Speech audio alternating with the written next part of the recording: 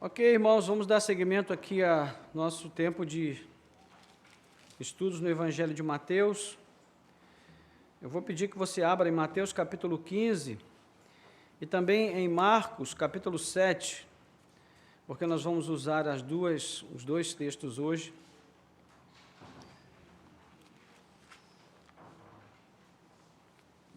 Marcos é o texto paralelo de Mateus capítulo 7.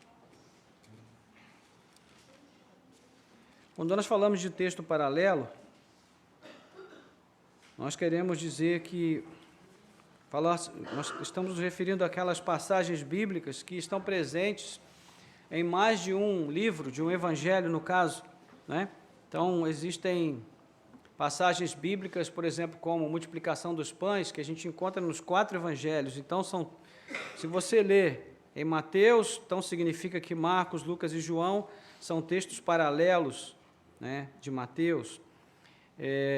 E o contrário, né, também acontece. Nesse caso, essa passagem falando a respeito da tradição, a forma como Jesus lidou com a tradição dos anciãos, né, esse texto só aparece em Mateus e também em Marcos. Então, Marcos, neste caso, é o texto paralelo de Mateus, ok? Então, nós vamos ficar aqui e ali em vários momentos, porque isso é importante para a gente compreender a mensagem de hoje.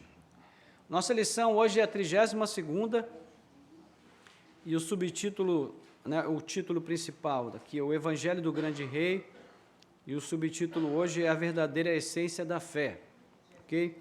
Então, nós vamos fazer a leitura do capítulo 15 de Mateus, de 1 a 20, e depois vamos orar. Diz assim: Então alguns fariseus e escribas vieram de Jerusalém até Jesus e perguntaram: Por que os seus discípulos transgridem a tradição dos anciãos, pois não lavam as mãos quando comem? Jesus, porém, lhes respondeu: Por que vocês transgridem o mandamento de Deus por causa da tradição de vocês? Porque Deus disse: Honre o seu pai e sua mãe, e quem maldisser o seu pai ou a sua mãe, seja punido de morte. Vocês, porém, dizem que se alguém disser ao seu pai ou à sua mãe: A ajuda que você poderia receber de mim é oferta ao Senhor, esse não precisará mais honrar os seus pais, e assim vocês invalidam a palavra de Deus por causa da tradição de vocês. Hipócritas!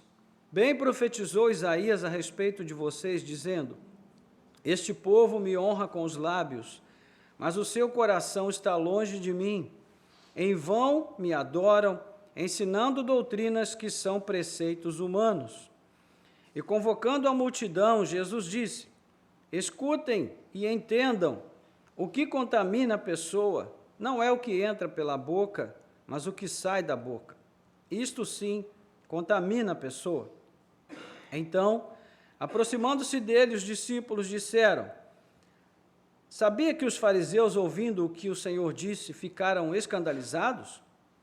Mas ele respondeu: Toda a planta que meu Pai Celeste não plantou será arrancada.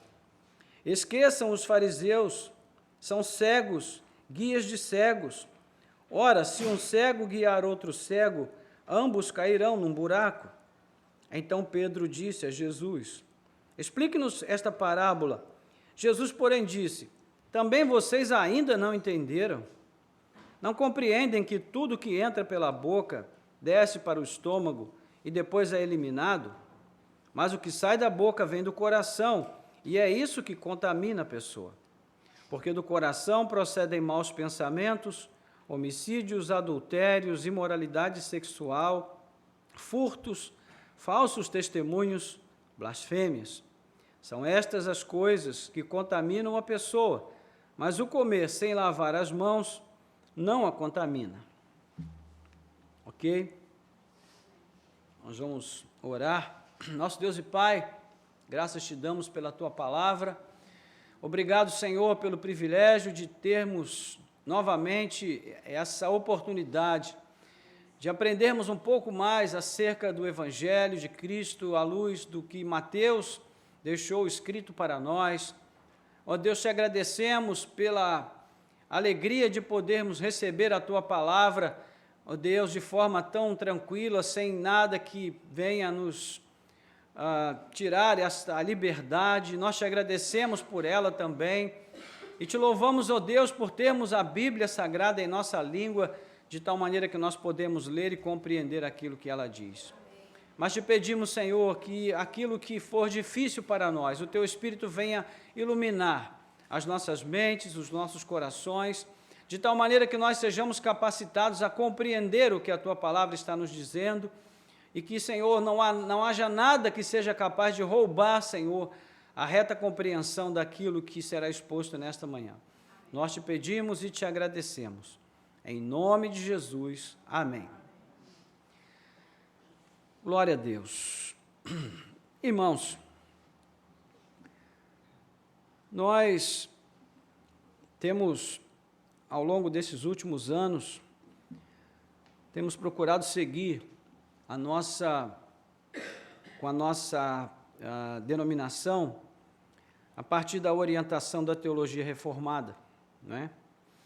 E todos sabem que a reforma protestante do século XVI foi um movimento muito importante dentro do cristianismo, porque se dispôs a combater justamente a prevalência da tradição sobre as Escrituras.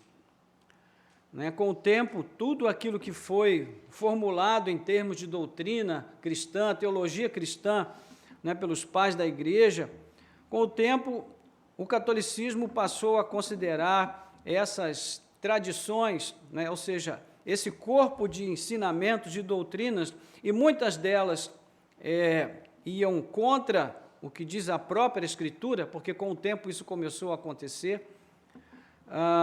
Então, a Igreja Católica passou a considerar isso como tendo um valor semelhante ao valor das Escrituras, ou seja, no mesmo nível de autoridade das Escrituras Sagradas. Então, os reformadores disseram, não, isso não é verdade. A Bíblia é a única palavra decisiva, final, de autoridade para decidir o que é verdade e o que não é em relação à revelação de Deus.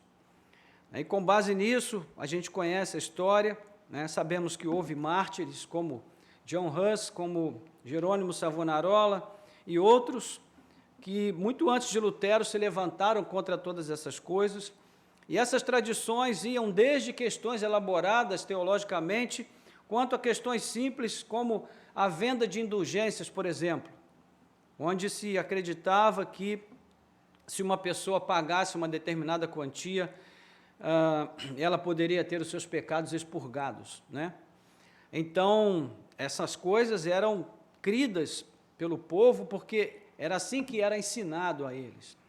E as pessoas realmente faziam isso porque acreditavam que seriam perdoadas dos seus pecados. Muito bem, então a igreja, os reformadores se levantaram contra isso porque a igreja estava mergulhada nesse processo. E então um dos slogans da reforma seria justamente de volta às fontes, ou seja, de volta à Escritura como a única regra decisiva, definitiva de fé e prática para a cristandade. Então, por aí nós temos uma ideia de como a tradição pode ser algo perigoso. E o nosso texto de hoje vai falar justamente sobre essa questão, e sobre como Jesus lidou com ela, e o que nós podemos aprender a partir daquilo que Cristo disse acerca desse assunto, desse tema, é o nosso assunto desta manhã. Ok? Muito bem, a título de ambientação, nós precisamos recuar um pouquinho, e ver ali que, depois do episódio da multiplicação dos pães e peixes, Jesus ordena que os seus discípulos entrem no barco e passem para o outro lado do mar da Galileia. E Jesus mesmo fica naquele lugar para despedir a multidão da qual ele havia tentado fugir, para se retirar um pouco com os discípulos, mas quando ele chegou lá, nós vimos no domingo passado que a multidão já esperava por ele.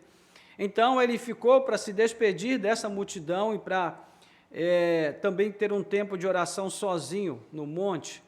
E os discípulos obedeceram e entraram no barco e partiram para o outro lado do mar. E lá pela madrugada, por volta das 3 horas da manhã, Jesus vai até os discípulos, né? Mas só que ele faz isso andando sobre as águas. E Mateus escreve isso como se fosse algo comum, como se fosse tipo assim, ele saiu, foi andando, né? Como se nós saíssemos daqui agora e fôssemos andando até a padaria, por exemplo. Então Mateus fala disso como algo comum, né? Uma vez que essas ações extraordinárias, elas são realmente comuns à pessoa de Cristo. E àquela altura os discípulos estavam ali lutando contra ventos e ondas muito fortes que estavam impedindo que eles alcançassem terra firme, né? E nós sabemos que o texto é, de um certo modo, até engraçado, porque quando eles veem Jesus, eles pensam que se trata de um fantasma e tem toda aquela situação ali, mas o fato é que quando Jesus entra no barco, né, tudo se acalma e todos eles chegam à região de Genezaré. Então, mais uma vez, a dinâmica se repete. O povo reconhece Jesus, a notícia da sua chegada se espalha, e logo de toda aquela região chegam muitas pessoas buscando ali a cura. Muitos desejam apenas tocar nas vestes de Jesus, crendo que assim elas serão curadas. E é por esse caminho que nós chegamos à porção do texto de hoje, né? Nesse contexto, chega de Jerusalém, então, uma comitiva de fariseus e mestres da lei com o objetivo de investigar os atos e as palavras de Jesus. Então, é aqui que nós estamos, no capítulo 15, né, nos 2 versículos primeiros, que nós vamos ver agora. E hoje, mais do que nunca, nós vamos precisar da ajuda de Marcos, né, do texto paralelo, porque nós vamos encontrar ali muitas informações importantes que não estão aqui em Mateus e que nos ajudam a compreender o que Mateus está dizendo, tá bom?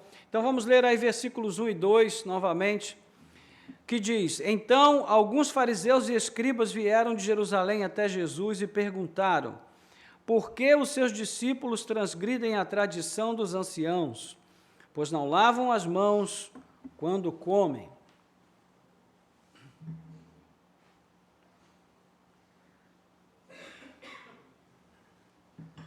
Bom, como a gente acabou de ver, essa comitiva que vem de Jerusalém investigar Jesus, é provável que ela tenha sido enviada pelo Sinédrio, que era a Suprema Corte judaica, e a pergunta que eles fazem a Jesus não tem nada a ver com higiene, porque quando a gente lê esse texto assim a primeira vez, ou quando lê distraidamente, a gente pensa até que eles estão certos, né? Poxa, afinal de contas, lavar as mãos é uma coisa mínima que se pede de alguém que vai comer, mas a questão aí não é de higiene, né? Ela trata estritamente de uma questão ritual, da tradição dos anciãos.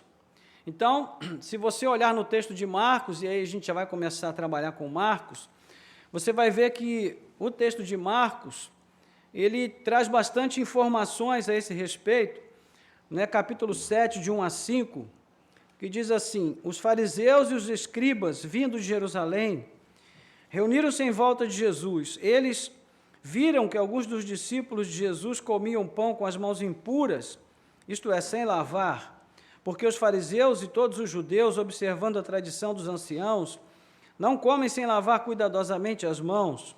Quando voltam da praça, não comem sem se lavar, e há muitas outras coisas que receberam para observar, como a lavagem de copos, jarros, vasos de metal e camas.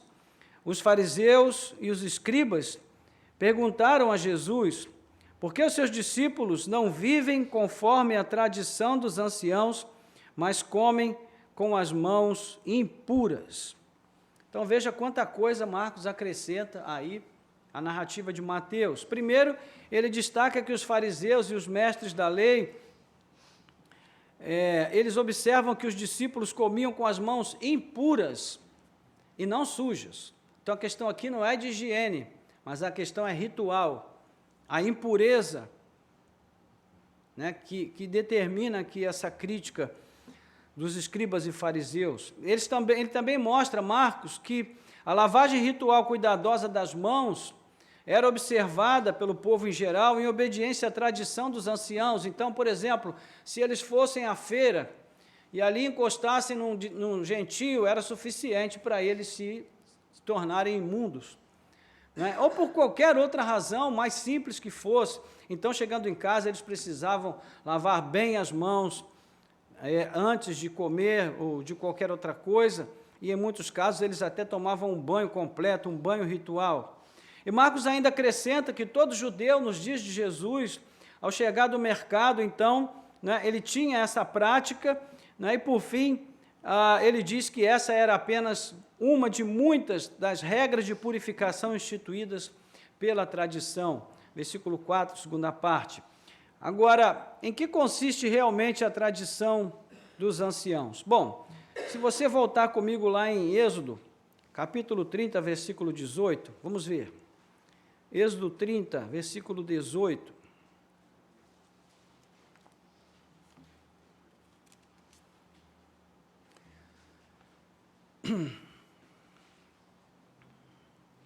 Chegou lá? Diz assim, versículo 17 inicialmente, o Senhor disse mais a Moisés, faça também uma bacia de bronze, com seu suporte de bronze para lavar. Coloque-a entre a tenda do encontro e o altar e ponha água dentro dela. Nela, Arão e seus filhos lavarão as mãos e os pés. Quando entrarem na tenda do encontro, eles se lavarão com água para que não morram. Também quando se aproximarem do altar para ministrar, para acender a oferta queimada ao Senhor, lavarão as mãos e os pés para que não morram. E isto lhes será por estatuto perpétuo a ele e a sua posteridade através de suas gerações. Muito bem. Então, vamos lá. Lavar as mãos e os pés é mandamento de Deus? Sim ou não? É? E agora, hein? Ah, muito bem, Robertinho, ó. Robertinho está afiado, ó. É no contexto. O contexto é que determina aquilo que Deus está dizendo aqui, a obrigatoriedade de observar o que Deus está dizendo, né? A segunda coisa importante, para quem Deus está falando? Ele está falando sobre quem, na verdade? Não é para quem, mas sobre quem? Quem deve lavar as mãos e os pés? Arão e seus filhos, eles eram sacerdotes. Então, a ordenança não se aplica ao povo em geral, mas se aplica apenas aos sacerdotes. É uma lavagem ritual, de purificação, para que eles deveriam observar antes de entrarem na tenda do encontro. Okay? Então, o texto nem diz que eles deveriam fazer isso em outra circunstância, mas apenas quando eles se aproximassem da tenda do encontro, antes disso eles deveriam observar essa lavagem ritual. Então, tudo começa com essa ordenança, né? O texto que Deus deixou para Arão e seus filhos obedecerem como sacerdotes. No entanto, essa ordem se aplicava exclusivamente a eles e apenas durante o desempenho da sua função. Só que mais tarde, ali por volta de 400 anos, do período entre os dois testamentos, o Antigo e o Novo, há um tempo de 400 anos. Nesse período, os mestres da lei passaram a exigir do povo em geral também a observância desse ritual. Em princípio, antes das orações, eles deveriam praticar o banho ritual e, mais tarde, em várias outras circunstâncias, inclusive antes de comerem. Esse aí foi o ponto onde a questão mudou, né? E desde então, essas exigências se tornaram um costume e passaram a ser conhecidas como tradição dos anciãos. Ok? Ficou claro isso, gente? Ficou claro, né? Ok. Então, uma nota importante aqui é que na sua origem, tanto no grego quanto no latim, a palavra tradição, ela quer dizer passar adiante de pessoa para pessoa. Então, era exatamente isso que ela significava para os líderes religiosos, um costume que deveria ser transmitido ou passado adiante a cada geração. Ok? Então, não se tratava de um mandamento vindo de Deus, certo? Não era um mandamento que Deus havia ordenado, mas uma interpretação errônea, ou melhor dizendo, um acréscimo à lei de Deus.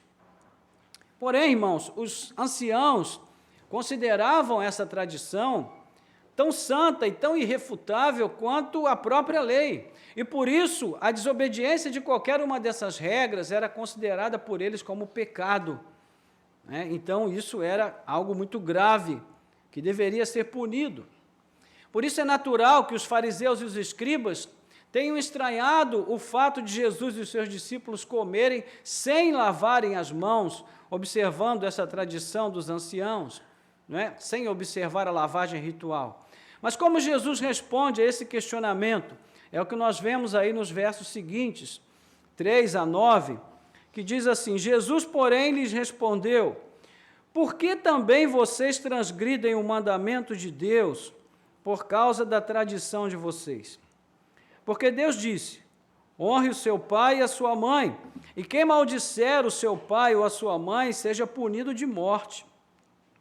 Vocês, porém, dizem que se alguém disser ao seu pai ou à sua mãe: a ajuda que você poderia receber de mim é oferta ao Senhor, esse não precisará mais honrar os seus pais, e assim vocês invalidam a palavra de Deus por causa da tradição de vocês.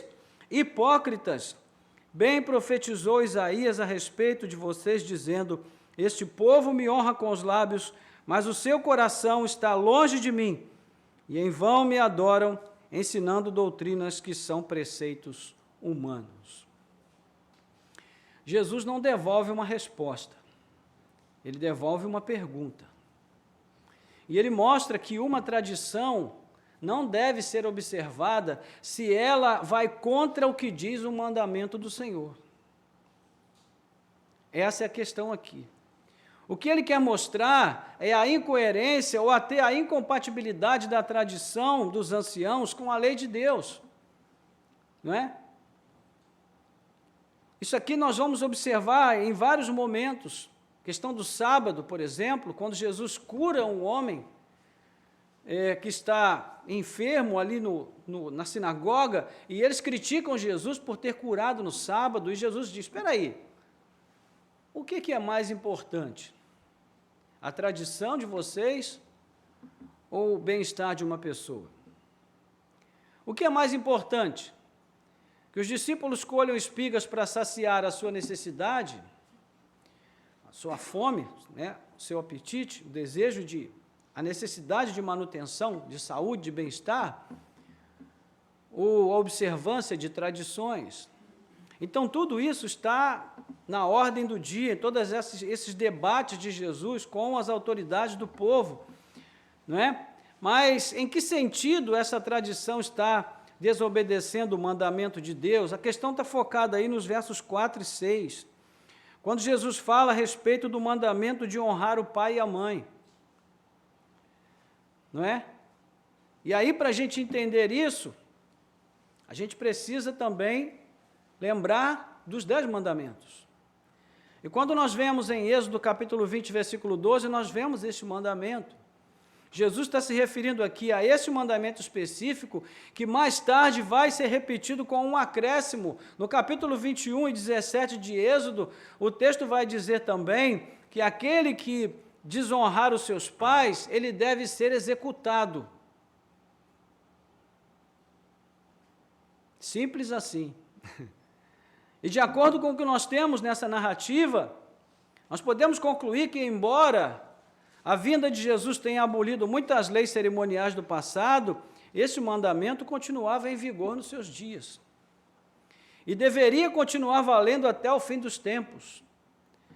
Por quê? Podemos afirmar isso, porque Jesus, ele estava falando sobre algo que fazia parte da lei moral de Deus, que tem caráter irrevogável, ou seja, não pode ser mudada e não pode deixar de ser obedecida.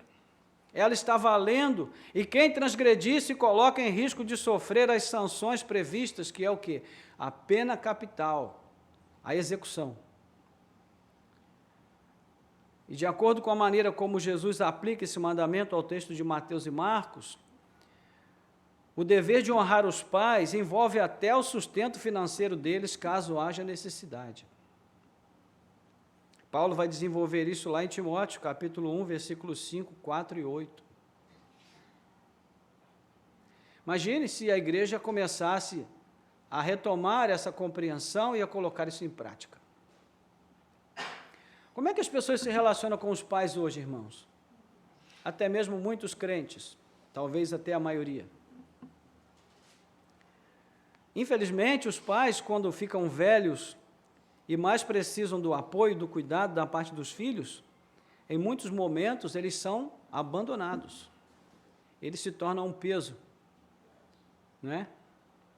Se tornam um peso. Então é mais fácil a gente depositá-los num asilo, pagar para alguém ficar com eles e esquecê-los, porque o tempo deles já passou, não é verdade?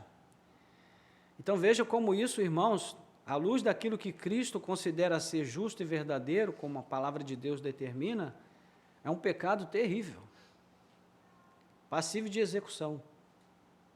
Não deve ser coisa pequena, né? Então, isso daqui já é algo que a gente precisa ir ruminando aqui, mastigando ali com a nossa alma, pensar um pouco sobre isso. E Jesus aqui não está dizendo que isso vale para os pais que são bons.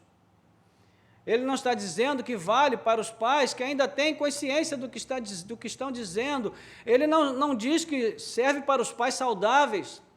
Ele diz que, pelo que ele diz aqui, se aplica a todos os pais e se aplica a todos os filhos. Então, são questões que muitas vezes a gente passa por cima e não para pensar no que realmente isso significa. No entanto, esses mesmos líderes religiosos, tão zelosos das suas tradições, né, eles haviam criado uma maneira de driblar esse mandamento. O que eles fizeram? Eles usaram um artifício conhecido como casuísmo. O que é o casuísmo? É quando alguém procura esvaziar a lei, né, da sua autoridade ou até da sua legitimidade para diminuir a culpa ou mesmo isentar de culpa o transgressor. Isso é casuísmo. E este era o caso da regra de Corbã. Corbã, essa palavra significa simplesmente dádiva, e era mais comumente usada para sacrifícios de animais. Então, aqui, quando o texto diz, vocês, porém, dizem que se alguém disser ao seu pai e à sua mãe, a ajuda que você poderia receber de mim é oferta ao Senhor. As versões antigas trazem Corbã. E Corbã tem esse significado, dádiva ou oferta ao Senhor. Então, de acordo com essa regra, tudo o que fosse declarado Corbã passava a ser dedicado ao Senhor e considerado como sagrado.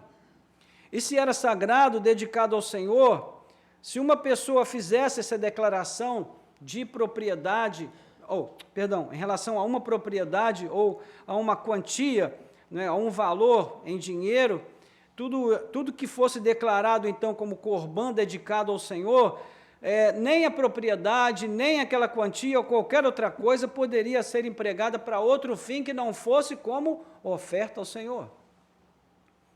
Nem o atendimento da necessidade dos pais do declarante. É isso que está em jogo aí. Ou seja, Corbã funcionava como uma espécie de penhora de determinados bens ao templo, né? E a regra previa só uma exceção. Era o caso de o próprio declarante ter alguma necessidade que exigisse que ele utilizasse daquele bem penhorado. E nesse caso, o declarante, poderia usar o bem em questão como melhor lhe conviesse. E realmente é bem conveniente, né, essa lei. Eu digo assim, olha, papai e mamãe, estou vendo que vocês estão passando uma necessidade tremenda, mas aquilo que eu poderia, né, usar para ajudar vocês, eu consagrei ao Senhor, então não posso. E aí, na semana seguinte, né, eu passo ali na agência, vejo aquele carrão que eu estou de olho nele há muito tempo, e aí eu vou, pego daquele dinheiro, vou lá e compro aquele carrão e passo e desfilo com ele para cima e para baixo. E aí alguém vai dizer, poxa, mas não era Corbã? Aí você vai dizer, não, mas a lei me permite. A tradição me permite usar para a minha própria necessidade. Essa era uma necessidade que eu tinha, não é? Imagine isso, irmãos. Então, o que Jesus está confrontando aqui não é apenas ilegal, é também imoral, é indecente, é nojento, né? E temos aqui o típico caso de uma regra que poderia ter sido criada no Brasil, porque é a nossa cara, né? Dá um jeitinho de pegar um atalho, pular por cima da regra, para poder alcançar os nossos objetivos. E qual é o resultado desse malabarismo casuísta, então? Jesus vai explicar. Ele diz, vocês invalidam a palavra de Deus por causa da tradição de vocês. Ou nas palavras de Marcos, né, em 2 momentos, ele diz primeiro, vocês rejeitam o mandamento de Deus e guardam a tradição humana, Marcos 7, verso 8. Ou então ele diz, vocês estão invalidando a palavra de Deus por meio da tradição que vocês mesmos passam de pai para filho e fazem muitas outras coisas semelhantes, Marcos 7, verso 13. Então Marcos também está dizendo que eles transgridem os mandamentos do Senhor e fazem muitas outras coisas, não é, que têm o mesmo sentido através das suas tradições. O que está por trás de toda essa aparente aura de piedade e retidão desses religiosos? Jesus então fala, é a hipocrisia, não é? Se ele apenas acusasse os escribas e fariseus de hipócritas, isto poderia parecer até algo pessoal, tipo assim, como uma tentativa de vencer uma disputa, né, por meio da desmoralização do outro. Então Jesus faz a única coisa coerente e lúcida que ele poderia fazer, que é o quê? É confrontar a falsa religiosidade, que pretensamente é fiel à Bíblia, à Escritura do Antigo Testamento, com a própria Escritura. Então, aí nos versos 7 a 9, né, ele vai dizer, hipócritas, bem profetizou Isaías a respeito de vocês, dizendo, este povo me honra com os lábios, mas o seu coração está longe de mim, e em vão me adoram, ensinando doutrinas que são preceitos humanos. Então, irmãos, aqui está a base sobre a qual repousa a acusação de Jesus. Ele traz para o campo do debate ninguém menos que Isaías. Isaías, que foi um dos profetas que teve uma experiência mais extraordinária com Deus de que nós temos notícia. Você se lembra do capítulo 6, não é? Quando ele tem aquela visão do templo do Senhor, os querubins, os serafins, estão ali numa atitude de reverência total à presença de Deus, as vestes do Senhor enchem todo o templo, e Isaías, com aquela visão, ele fica tão aterrado, ele fica tão desesperado, que ele consegue enxergar a sua condição perante Deus, e ele diz, Senhor, ai de mim, porque sou um homem de lábios impuros, habito no meio de um povo de lábios impuros, e os meus olhos viram o Senhor. O que aconteceu efetivamente ali? O que aconteceu foi que quando Isaías viu a Deus, ele também se viu. Porque, irmãos, quando nós vemos uns aos outros, nós não temos um parâmetro capaz de nos fazer enxergar o que nós realmente somos, porque o outro é tão pecador quanto nós. Mas quando nós vemos a Deus da forma como Ele viu, esse é um parâmetro tão extraordinário, porque na mesma hora, né, se descortina toda a nossa aparência e o que sobra é realmente aquilo que nós somos. É isso que nós vemos, é isso que nós enxergamos. É como aconteceu com Pedro, no texto que Danilo até citou no domingo passado, não é, quando ele vê a grande obra que Cristo realiza, ele percebe, né, a importância e o valor da pessoa de Jesus, ele cai na presença do Senhor e diz, Senhor, afasta-te de mim.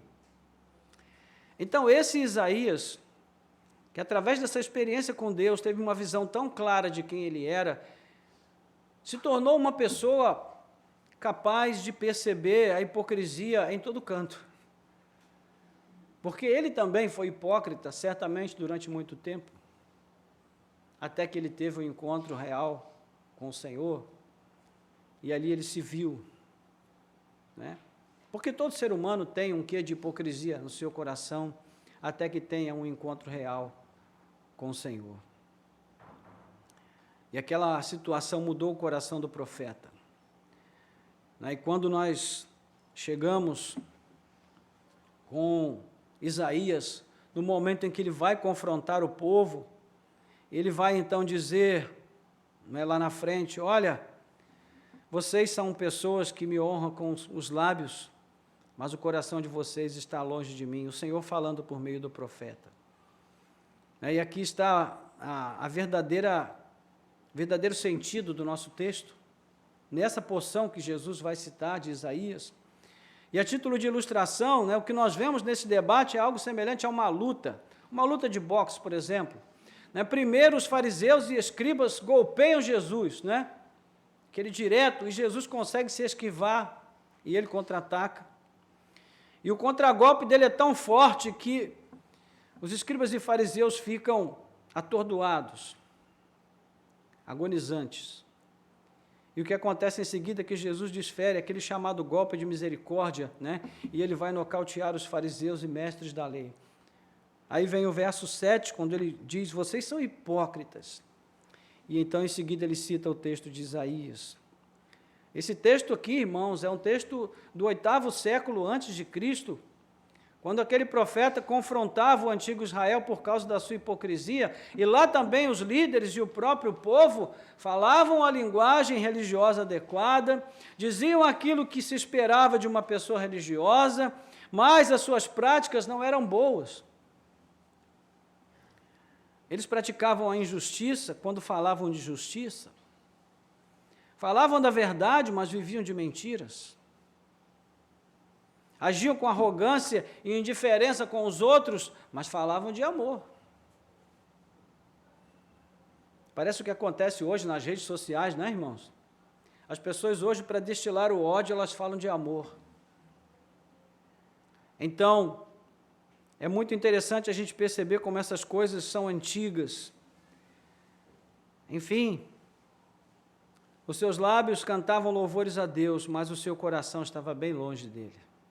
Bem longe.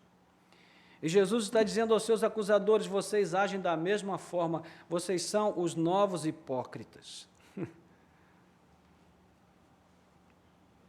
Fim da luta. Os fariseus e escribas estão agora com a cara colada no piso do ringue.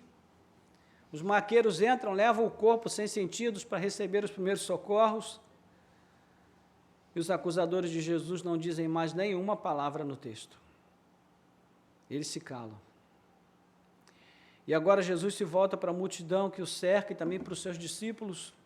E é o que nós vemos aí nos versos 10 a 14, que diz, convocando a multidão, Jesus disse, escutem e entendam. O que contamina a pessoa não é o que entra pela boca, mas o que sai da boca, isto sim contamina a pessoa. Então, aproximando-se dele, os discípulos disseram, sabia que os fariseus, ouvindo o que o Senhor disse, ficaram escandalizados? Mas ele respondeu, toda a planta que meu Pai Celeste não plantou será arrancada. Esqueçam os fariseus, são cegos, guias de cegos. Ora, se um cego guiar outro cego, ambos cairão num buraco. É tremendo o modo como Jesus lida com essas coisas. Mas aqui é preciso entender o que ele diz. E ele tinha pleno conhecimento de que a maioria das pessoas ali não tinha condições de compreender com clareza o que ele estava dizendo. Por isso, ele faz um apelo a essas pessoas, ele diz, olha, pelo menos se esforcem para entender o que eu estou dizendo a vocês. Façam uma forcinha aí. E ele passa a explicar por que a tese que embasa a tradição dos anciãos é vazia de sentido em si mesma. E para isso ele vai usar palavras bem simples que estão perto da realidade do povo. Então, os discípulos que estão ali tentando mediar a situação, porque temem os líderes do povo, estão mais preocupados com o fato do seu mestre ter ofendido os líderes religiosos. E Jesus reage a isso, ele mostra que o erro não está nas suas palavras, mas na hipocrisia e na falsa religiosidade daqueles líderes. Não é? A linguagem figurada deixa bem claro qual era a avaliação que Jesus fazia da espiritualidade dos fariseus e dos mestres da lei com as suas tradições. Aquele tipo de religião não tinha nada a ver com Deus. Não foi Deus quem plantou. Né? Jesus traz de volta aqui o princípio da parábola do joio. Toda a planta que meu pai não plantou será arrancada. E mais, ele considerava aqueles mestres como guias cegos, guiando outras pessoas tão cegas quanto eles. Não tinham condições de guiar ninguém porque precisavam eles mesmos de luz para enxergar.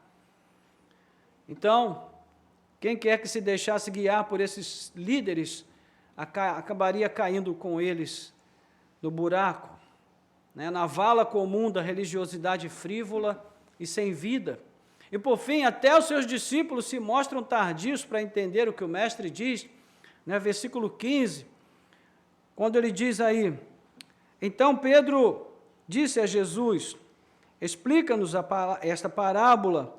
Jesus, porém, disse: também vocês ainda não entenderam? Não compreendem que tudo que entra pela boca desce para o estômago e depois é eliminado?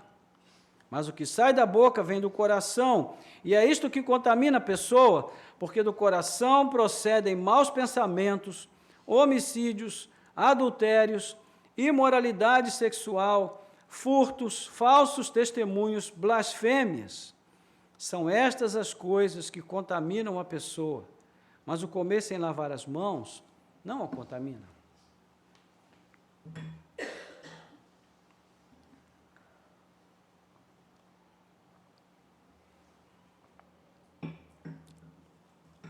Então, quando ele pergunta, também vocês não entenderam? Quer dizer mais ou menos assim, que o povo não tem entendido é compreensível, mas vocês ainda não entenderam? Então ele passa a explicar, não é, com essa linguagem bem simples, cujo significado ele havia resumido lá no versículo 11. Agora ele explica direitinho aqui com detalhes o que ele quis dizer, não é? E aí a ilustração que ele usa mostra o que acontece com o alimento que nós consumimos diariamente, e ele vai resumir o processo digestivo em 3 etapas. Começa com o que a gente come, né? No momento em que a gente come, passa pelo estômago e depois é eliminado para o esgoto. Ou seja, não há contato com a alma, com o espírito. Portanto, nenhum alimento tem o poder de contaminar alguém espiritualmente. Não é lógico isso, irmãos? Não tem contato nenhum com o espírito, só com o corpo. Então, não é o que entra pela boca que contamina, mas o que sai dela. E aqui é importante prestar bastante atenção, porque Jesus não está afirmando que o que nós dizemos é o que nos contamina, mas sim que o que dizemos ou fazemos, sendo algo mal, está apenas revelando quanto mal nós temos guardado em nossos corações. Percebe? Esse é o ponto.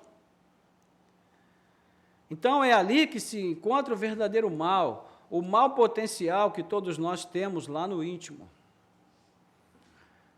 E para que fique bem claro, ele explica o que é esse mal que habita dentro de nós, né? Veja aí o verso 19.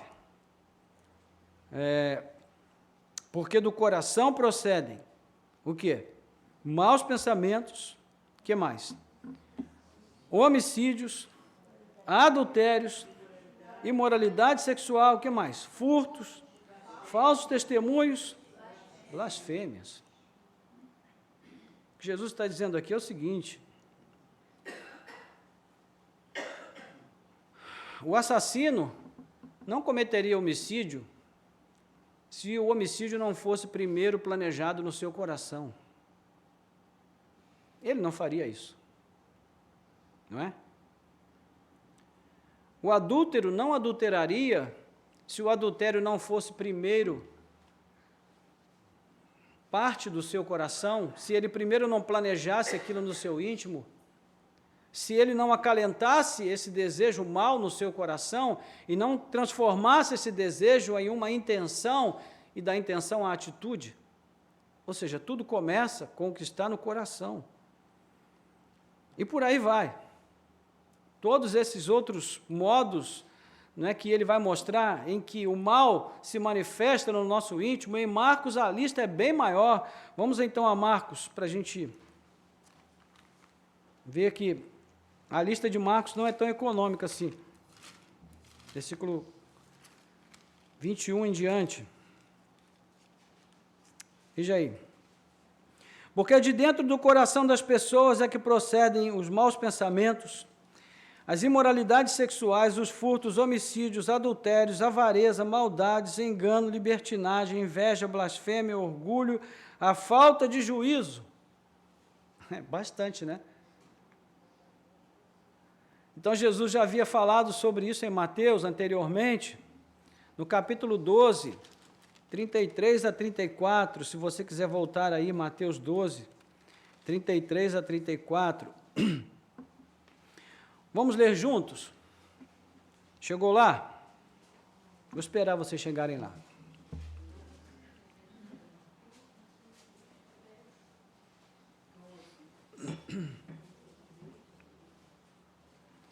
Chegaram lá? Então vamos ler juntos. Tornem a árvore boa e o seu fruto será bom, ou tornem a árvore má e o seu fruto será mau, porque pelo fruto se conhece a árvore. Raça de víboras, como vocês podem falar coisas boas sendo maus? Porque a boca fala do que está cheio o coração. A pessoa boa tira do tesouro bom coisas boas, mas a pessoa má tira do tesouro mau coisas más. Ok? Então, o que Jesus está dizendo aí? Olha, ninguém pode dar o que não tem. Não é sem razão que o autor de Provérbios adverte, acima de tudo que se deve guardar, guarde o teu coração, porque dele procedem as saídas da vida. Ou seja, tudo parte do nosso íntimo, irmãos. E qual é a conclusão? Né? Que com esse mal que nós temos dentro de nós, é que nós nos contaminamos. Ou dizendo de outra forma, é o mal que está dentro de nós que nos faz mal. Ok? E como ele é conhecido, como esse mal é conhecido? Através dos nossos pensamentos, das nossas palavras, que se tornam em ações práticas, em atitudes. É assim que esse mal será conhecido, né, pelos demais. Nós já o conhecemos porque ele está dentro de nós. Então, irmãos, há muitas coisas aqui a serem consideradas, muitas coisas importantes. Nós poderíamos fazer aqui uma reflexão bastante longa acerca da realidade que nós vivemos hoje, nesse mundo onde a imagem se tornou mais importante do que a verdade do que uma pessoa é. A imagem é tudo hoje em dia. As pessoas compram, né, consomem baseadas na imagem. As pessoas fazem loucuras baseadas em imagem. As pessoas se alegram ou se entristecem baseadas na imagem, na aparência das coisas. E é interessante que os gregos já se preocupavam com isso lá atrás, né? Aristóteles falava sobre a importância de nós olharmos para a essência das coisas e não para a aparência das coisas. Então, até eles que não necessariamente tinham um compromisso com Cristo, tinham essa preocupação com o poder que a imagem tem, que a aparência tem, de esconder a essência. que é o que realmente importa, porque é a essência que determina o que as coisas são, e não a aparência. Então, dentro de tudo que nós poderíamos refletir aqui nessa manhã, nós poderíamos pensar acerca da relação que essa palavra que Jesus traz tem com o tempo que nós estamos vivendo. E como nós poderíamos aplicar isso dentro da nossa realidade, como nós podemos trazer isso como uma base de julgamento para nós mesmos, diante de tudo que nós temos vivido na realidade, que nós precisamos considerar, que é a nossa vida com Deus e os nossos relacionamentos uns com os outros.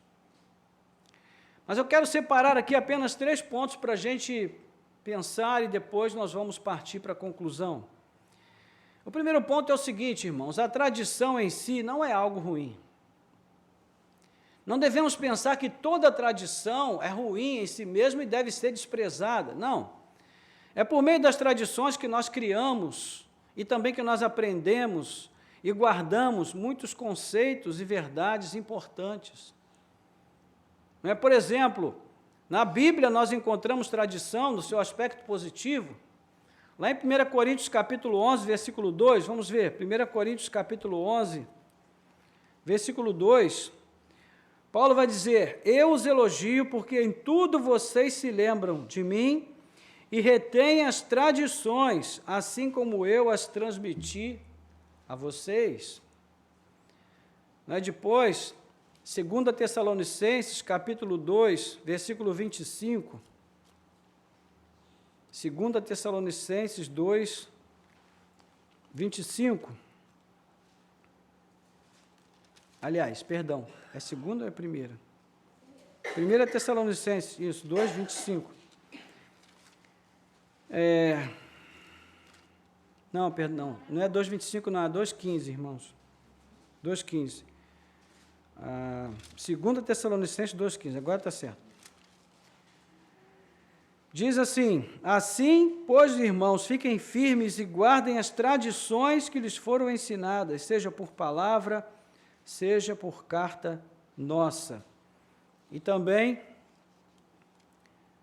no capítulo 3, versículo 6, irmãos, em nome do Senhor Jesus Cristo, ordenamos a vocês que se afastem de todo irmão que vive de forma desordenada e não segundo a tradição que vocês receberam de nós.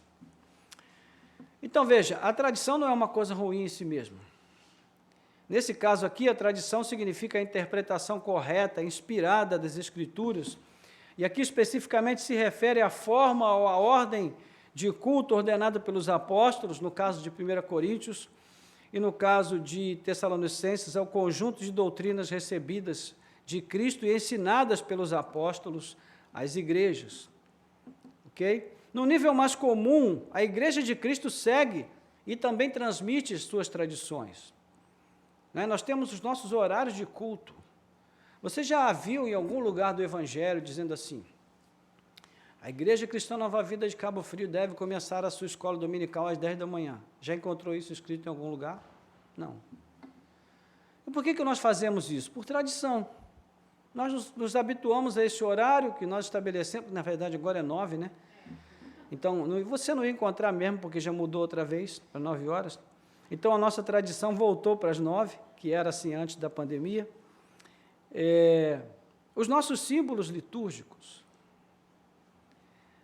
eles são importantes porque eles nos ajudam a transmitir a nossa fé, mas em nenhum lugar da Bíblia você vai encontrar ali uma ordem de que nós deveríamos criar símbolos litúrgicos para ensinar a fé. Nós aprendemos alguns exemplos da Escritura, mas não existe uma ordem específica para isso. Não é? A nossa forma de culto, não existe nenhum lugar da Bíblia que diz que o nosso culto deve ser mais pentecostal, ou mais tradicional, ou seguindo uma linha média. Nós fazemos isso por convicções que nós temos, que vêm de tradições, que nós estabelecemos com base na interpretação que nós temos da palavra de Deus, e que nós cremos que é uma boa interpretação, que é uma interpretação correta, e que não há nenhum mal naquela tradição, ou seja, ela nos ajuda de algum modo a servir ao Senhor. Na família, nós seguimos tradições que nos têm sido passadas há gerações, irmãos. Quantas vezes você que é, né, dona de casa, ainda que seja aos sábados e domingos, né, ou depois do expediente, você que trabalha fora, imagine você ali fazendo ali a sua comida, a sua refeição, o seu almoço, o seu jantar. Ou quem sabe você que é marido também se aventura na cozinha, né? Que Deus tenha misericórdia da sua família, mas, enfim, e aí você vai e faz aquela comida e de repente você se lembra, poxa, essa receita é da minha avó. Quantos aqui tem uma receita da avó? Tem alguns, poucos tem, né? Eu vi gente que ia levantando a mão aí, mas ficou sem saber se devia. Então, tem coisas que a gente se lembra, tradições que a gente recebe das nossas famílias, atitudes, hábitos que nós temos, um modo de olhar, são coisas que a gente recebe, que são transmitidas para nós. Então, a tradição em si não é uma coisa ruim. Qual é o problema da tradição? É quando ela modifica ou acrescenta aquilo que a Bíblia ensina. Aí a tradição se torna algo mal, ruim, perverso. Então, a primeira coisa importante a perceber é isso, irmãos, nem toda tradição é ruim. A tradição só representa um problema quando ela vai contra o que a Bíblia diz ou quando ela acrescenta alguma coisa ao que a Bíblia diz. A segunda coisa que eu queria pensar é sobre o perigo da hipocrisia. A hipocrisia é uma palavra que está ligada ao hábito de representar. Ela estava ligada ao hábito dos gregos já, né, de trabalharem a representação da realidade através de peças e encenações. Então, isso tem muito a ver com o que Jesus está dizendo aqui, porque o alvo que ele tem no debate não é exatamente contra a tradição, mas contra a hipocrisia dos líderes religiosos. E esse é um alerta que deve ser levado em conta por todos os que pretendem viver uma vida cristã autêntica. O que nós aprendemos aqui com Jesus é que Deus não está nem um pouco interessado no que nós parecemos ser, mas no que nós somos. É isso que importa para Deus. Ele não está preocupado com a nossa imagem depois que a gente sai de casa, né, e perdeu aquele tempo ali, ou ganhou aquele tempo se arrumando, né, colocando a melhor roupa, né, enfim, colocando uma maquiagem ou uma bijuteria, o sapato, o cinto. Não, Deus está preocupado com o que está aqui dentro de nós. É isso que interessa a Ele. Não que a nossa aparência, né, quando a gente se arruma para sair, não seja importante. Claro que isso é importante. Já falamos aqui que quando você está em casa se arrumando para vir à igreja, você já está prestando culto a Deus. E até o fato de você dizer assim, essa roupa aqui só vou colocar domingo, no meio de semana, quando eu for a tal lugar assim, está muito boa para ir à igreja. Isso fala muito a respeito do quanto você se importa com o culto que você oferece a Deus. É uma coisa simples? Sim, mas ela fala, não é? Tudo fala. Agora, o que realmente importa para Deus é se o nosso coração também está bem ornamentado. É se ele também está bem arrumado, se ele também está limpo, se ele está bem cuidado, se ele está ajustado aos termos da palavra de Deus, aos princípios da palavra de Deus, à vontade do Senhor. Então, a ética de Cristo é a verdade revelada no Evangelho, irmãos. O problema dos fariseus e escribas é que eles não fazem o que pregam, e Jesus vai falar isso abertamente no capítulo 23, versículo 3, ele vai dizer ao povo, olha, vocês podem imitar os escribas e fariseus em muitas coisas boas que eles fazem, mas não os imitem quando eles se tornam hipócritas, porque eles dizem as coisas, uma coisa, mas fazem outra. Eles não obedecem aquilo que eles mesmos ensinam, eles não vivem o que pregam.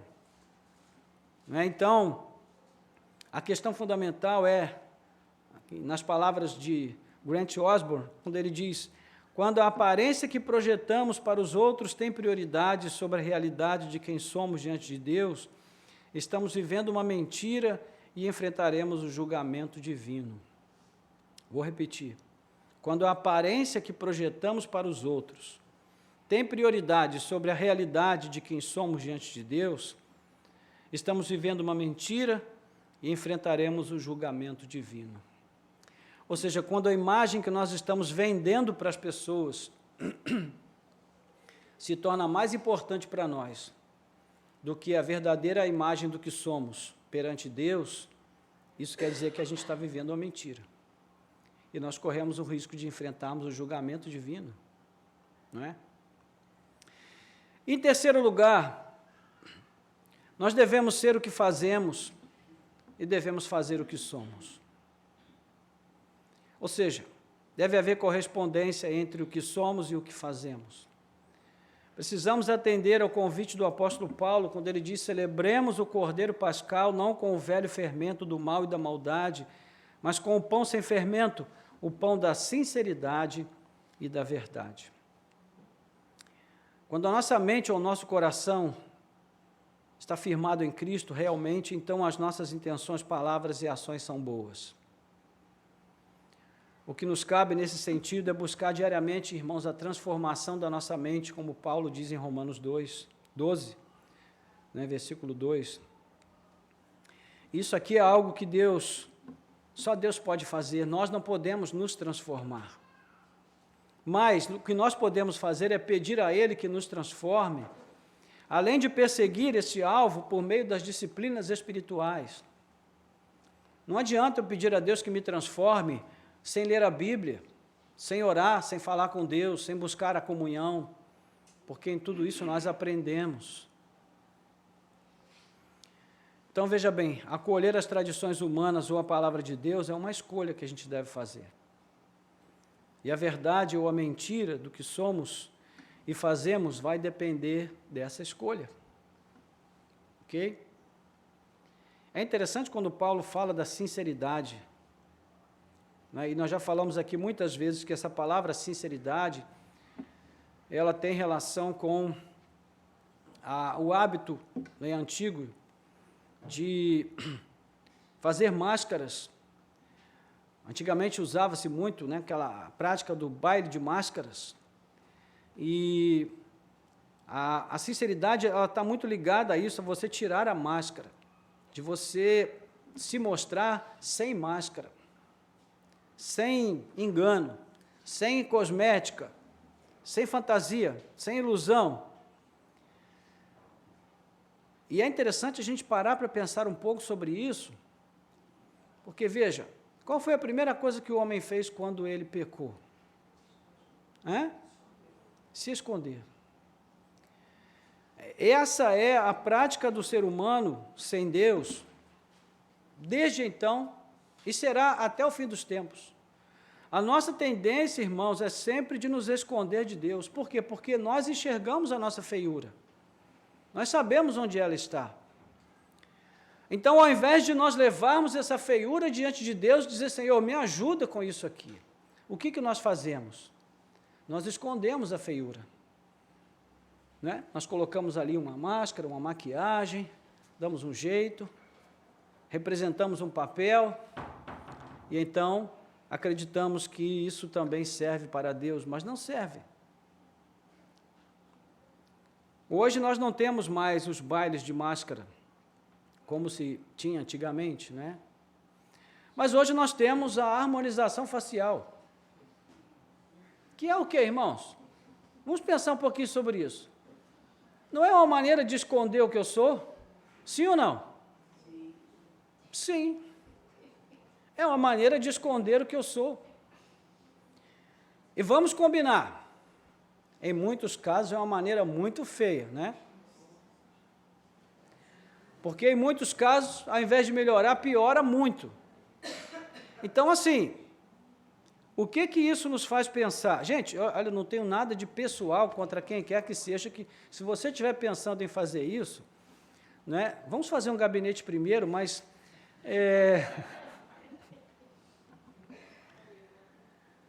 Falando sério agora, eu não tenho nada de pessoal contra alguém que faça, eu conheço pessoas que fazem, que fizeram, né?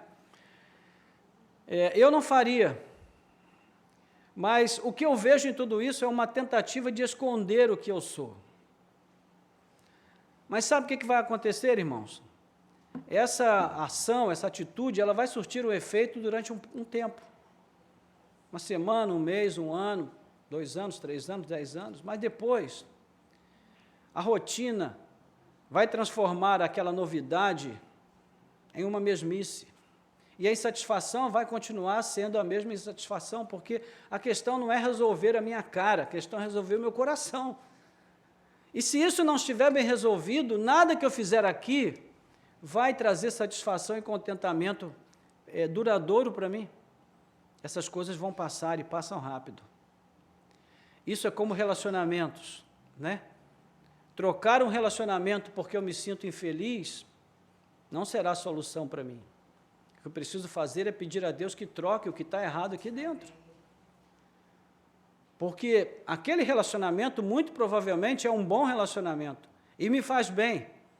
Mas quando eu começo a sentir insatisfação porque o que está aqui dentro está tudo errado, então não é hora de mudar o outro, é hora de mudar a mim mesmo. E só quem pode me mudar é Deus. Não é? Então é isso que Cristo está mostrando aqui para nós, e eu quero fazer 3 aplicações para a gente orar e concluir aqui o nosso tempo. A primeira coisa, irmãos, que nós precisamos considerar, e isso temos falado sobre esse tema recorrentemente aqui, é a questão do autoexame. Quando nós estamos mal fisicamente, o que nós fazemos? Pela lógica, vamos ao médico. O médico vai nos examinar, vai fazer as suas deduções com base no seu conhecimento e vai nos dar um diagnóstico e vai apontar qual é o procedimento necessário para resolver o problema, se é remédio, se é terapia, se é, enfim, o que for. Mas quando nós estamos mal aqui dentro, nós podemos procurar a ajuda de um profissional? Sim, podemos procurar um psicólogo, um psicanalista, um psiquiatra, até se for o caso. Mas existem coisas que estão aqui dentro que nem mesmo esses profissionais serão capazes de resolver, se nós não quisermos resolver essas coisas. Quantas pessoas fazem terapia um tempão, mas não mudam porque não querem mudar? Então, a primeira coisa que alguém precisa entender quando se dispõe a fazer um tratamento é: eu quero melhorar, eu quero ser curado, eu quero ficar bem. É como as pessoas que vão ao médico, né, fazem tudo, fazem o exame, aí o médico prescreve o remédio, ela pega a receita, enfia lá dentro de uma gaveta e nunca mais olha para a receita. Adiantou alguma coisa? Não adiantou. Então, irmãos, o autoexame é essencial. Nós precisamos buscar a cada dia enxergar em nós mesmos aquilo que Isaías viu em si, que nós somos miseráveis pecadores e que nós precisamos desesperadamente da graça e da misericórdia de Deus para consertar o que está errado aqui dentro. Como Isaías viu, e ele se expôs perante Deus, ele disse: Senhor, tem misericórdia de mim. Não é? E essa deve ser a nossa oração constantemente: Senhor, tem misericórdia de mim. Me ajuda, porque eu preciso de Ti. Preciso da Tua graça, da Tua misericórdia, do Teu amor, da Tua bondade. Preciso que o Senhor me transforme naquilo que o Senhor quer que eu seja, porque eu não posso ser se o Senhor não me fizer ser. Então, Senhor, olha, está aqui as tradições que eu vinha seguindo até esse momento, não quero mais. Meus irmãos, a igreja hoje vive, diria eu, em grande parte, em grande medida, baseada em tradições. Vou citar aqui apenas algumas poucas para a gente poder perceber como isso é real e como isso acontece. Não é? Qual é o ambiente onde a gente normalmente sente a presença de Deus mais fácil? É naquele ambiente onde o emocionalismo é estimulado. Aquela música de fundo, né? Aliás, eu vou até arranjar um tecladista profissional para fazer um fundo musical aqui enquanto eu estou pregando, porque hoje isso é moda, né? Tem que ter aquele tecladinho no fundo lá, fazendo aquele momento para o pregador poder fazer a parte dele. Meus irmãos, mas veja, ou a palavra de Deus fala ao meu coração ou não fala. O fundo musical, ele só vai me levar a uma ideia de que Deus está falando comigo, de que eu estou sentindo a presença de Deus, quando na verdade isso pode não ser verdade. Entenda, não é que o fundo musical seja mau em si, seja ruim em si, mas eu não posso depender disso para sentir a presença de Deus. Eu não posso depender de um culto de oração onde está todo mundo se escabelando, pulando, dando cambalhota e sapateando para todo lado, para dizer que Deus está presente ali, porque às vezes não está, irmãos. Assim como Ele também não está presente necessariamente numa igreja que não faz nada disso, onde as pessoas ficam caladas o tempo todo, não dizem um amém, um glória a Deus, um aleluia. Então a questão não é o ambiente, a questão é o que está aqui dentro. Essa é a questão. E se eu não estou sentindo a presença de Deus na comunhão que eu congrego, onde eu frequento, eu preciso pedir a Deus, Senhor, tira a frieza do meu coração, renova a minha fé e me ajuda a estar antenado com a Tua presença, estar ligado à Tua presença, para que eu volte a sentir essa presença na minha vida. Então, irmãos, eu não posso ficar o tempo todo apontando o dedo para os outros e dizendo que o problema está nos outros, está no lugar, está no ambiente, o problema está comigo, está sempre dentro de mim. E é aqui que eu devo procurar o problema. Não é? Então, assim como aqueles líderes criaram uma série de regras para que o povo se sentisse espiritual, para que o povo se sentisse um povo obediente à vontade de Deus, a igreja faz isso o tempo todo, até os nossos dias. Ela cria mecanismos para que a gente sinta uma realidade, não é? Uma falsa realidade, que quando a gente sai daquele ambiente e vai para casa, os frutos que a gente produz na interação familiar não condizem com aquela aparente espiritualidade que a gente viveu lá no culto. Está entendendo? Certa vez uma pessoa disse, eu fui ao encontro com Deus, agora sim eu sei o que é ser crente. Aleluia, minha vida mudou, não serei mais a mesma pessoa. Aí eu escutei essa pessoa falando sobre isso e comentei com a minha esposa, falei, vamos esperar o tempo passar, para ver se o fruto vai justificar a árvore ou não, para ver se é verdadeiro ou se não é. Então o problema está no encontro com Deus? Não, o encontro com Deus é um momento interessante, você pode ali ter uma experiência real com Cristo, pode, mas meu irmão, minha irmã, você vai voltar para casa depois e você vai ter que viver o teu dia a dia tendo a mesma disposição para encontrar o Senhor dentro da tua casa, dentro do teu lar, dentro do teu relacionamento, com a tua família, com o teu marido, com a tua esposa, com os teus filhos, com os teus pais. Porque se isso não acontecer, não adianta você ir para lá todo fim de semana, porque você vai precisar do Senhor contigo, bem perto de você o tempo todo, de segunda a sábado, principalmente. Porque ser crente na igreja é muito fácil, irmãos. Ser espiritual aqui dentro é uma benção. A gente põe a mão naquela maçaneta, na mesma hora a gente... glória! Aí a gente já começa a sentir o poder fluindo pelo nosso braço, né, indo direto no nosso coração, mas e segunda-feira, que tem que enfrentar o chefe, tem que enfrentar o sistema corrompido, pecaminoso, não é? É aí que eu preciso realmente ser espiritual. E eu vou dizer para você, a pessoa que vive uma vida comprometida com Deus, engajada com Deus durante a semana, no seu ambiente de trabalho, nos seus desafios, nas suas interações cotidianas, essa pessoa realmente é uma pessoa que conheceu a Cristo. Então a gente precisa se examinar e dizer, Senhor, eu preciso realmente me converter. Conversão é um processo, irmãos, que se repete todo dia, não é uma vez para sempre, não. Todo dia a gente precisa se converter. Segunda coisa, a gente precisa cuidar bem mais da nossa vida interior, do nosso coração, né? Se você tiver o hábito de ler, se não tiver, desenvolva esse hábito, né? Procure um livro chamado Caminhos do Coração, do pastor Ricardo Barbosa. Você vai ter uma experiência extraordinária de autoconhecimento, se você ler esse livro com atenção, com cuidado, em oração. Eu tenho certeza que você vai ser muito edificado nesse sentido. Infelizmente, nós vivemos numa cultura que não se preocupa com a realidade interior. Nós vivemos num país, num sistema, porque no mundo inteiro é assim, de certo modo, onde o conceito de saúde é a não existência da doença, né? Mas a questão preventiva não é tão importante.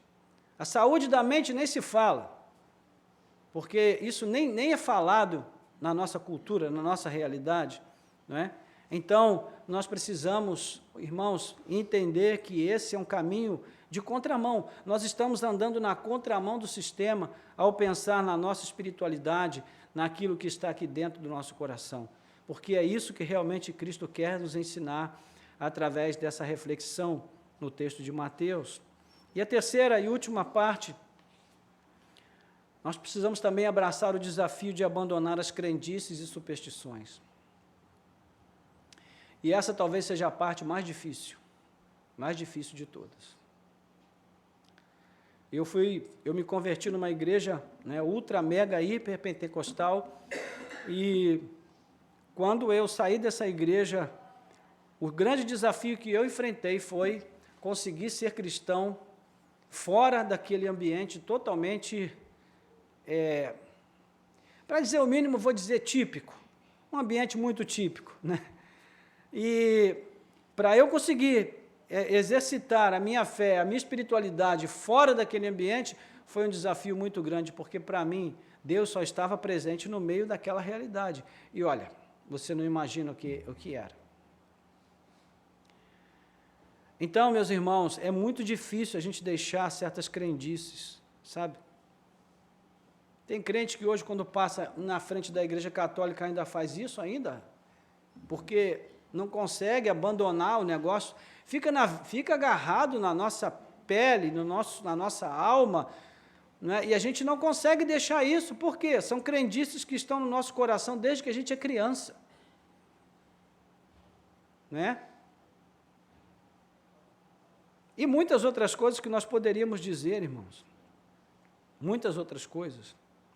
A espiritualidade é um campo muito difícil e muito perigoso, onde a gente precisa lidar com muita maturidade, com conhecimento bíblico, com oração e com muita humildade, para que a gente realmente possa crescer.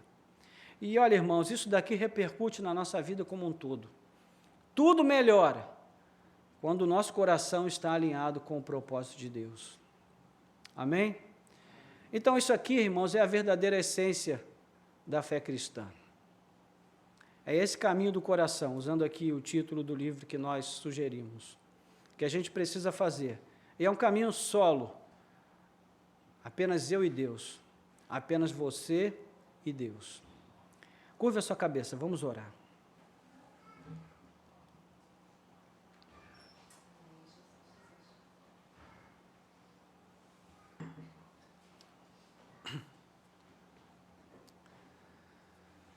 Glória ao nome do Senhor. Glória a Deus. Bendito seja o teu nome, Senhor. Glória a ti, Jesus.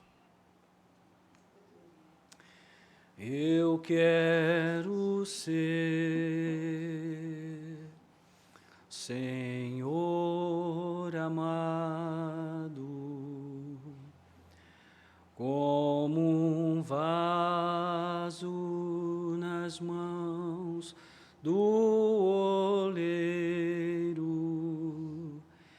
quebra minha vida e faça de novo. eu quero ser. Eu quero ser um vaso novo. Glória a Deus. Senhor amado, nós te louvamos pela tua bondade, pelo teu amor, pela tua graça. Ó Deus, que nos tem dado o privilégio de, mais uma vez, ouvir a tua palavra, pensar sobre ela, Senhor, e tentar extrair delas lições tão preciosas para a nossa vida, Senhor. Ó Deus, nós vivemos a maior parte do tempo neste mundo tentando esconder aquilo que somos. E não é natural para nós, Senhor, pensar em fazer o contrário. Não é natural para nós pensar em expor o que nós somos na tua presença, abrir o nosso coração, porque os nossos primeiros pais nos ensinaram muito bem a nos esconder de ti, Senhor, e a esconder a nossa verdadeira identidade. Mas o fato, Senhor, que nós enfrentamos diariamente de, ó Deus, descobrir por nós mesmos que nós não somos aquilo que nós queremos parecer para as pessoas, além de ser doloroso, também é desafiador. E muitas vezes nós preferimos continuar, Senhor, fazendo um papel, representando um papel do que realmente vivendo aquilo que somos na tua presença. Abrindo os nossos corações e permitindo que o Senhor trabalhe no nosso íntimo para mudar aquilo que precisa ser mudado. Ó Senhor, ajuda-nos a deixar de lado as tradições que vão contra a tua palavra e que tem sido, Senhor, parte da nossa prática cristã ao longo de tanto tempo. Que o Senhor nos ajude a abandonar essas coisas e nos apegarmos, Senhor, aos verdadeiros valores que a tua palavra transmite para nós e que mostram, Senhor, o quão fundamental é que nós possamos viver a partir do que somos e não do que pensamos ser ou do que queremos ser.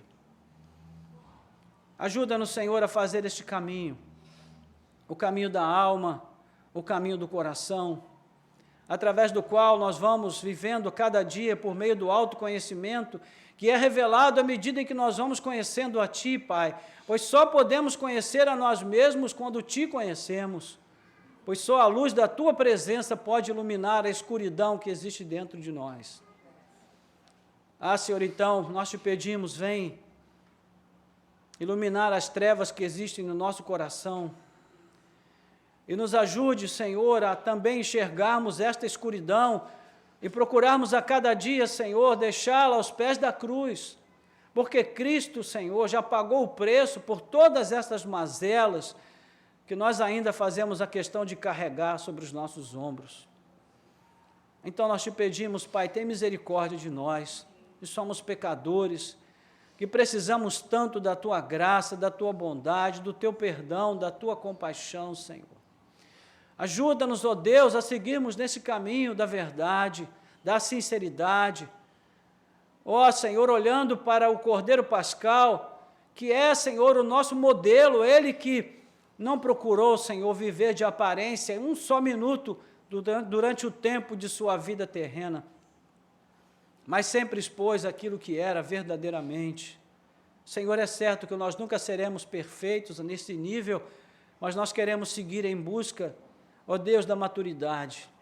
Queremos deixar as coisas de meninos e passar, Senhor, a viver como pessoas maduras na Tua presença, expondo aquilo que está dentro de nós e Te pedindo todo dia, Senhor, lava, Senhor, limpa, Senhor, purifica, Senhor, transforma, Senhor, retira, Pai amado, e acrescenta o que nos falta, meu Deus.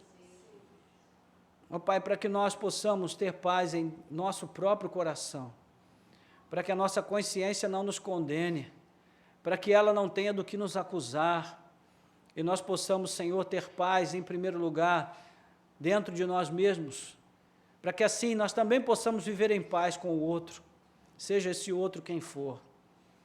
Em nome de Jesus nós Te pedimos, trabalha, Senhor, no nosso íntimo, faz a obra, Senhor, que ninguém mais pode fazer senão o Senhor, de mudar, Senhor, pelo Teu Espírito, aquilo que precisa ser mudado no nosso interior, para que a nossa vida seja, Senhor, uma vida realmente transparente.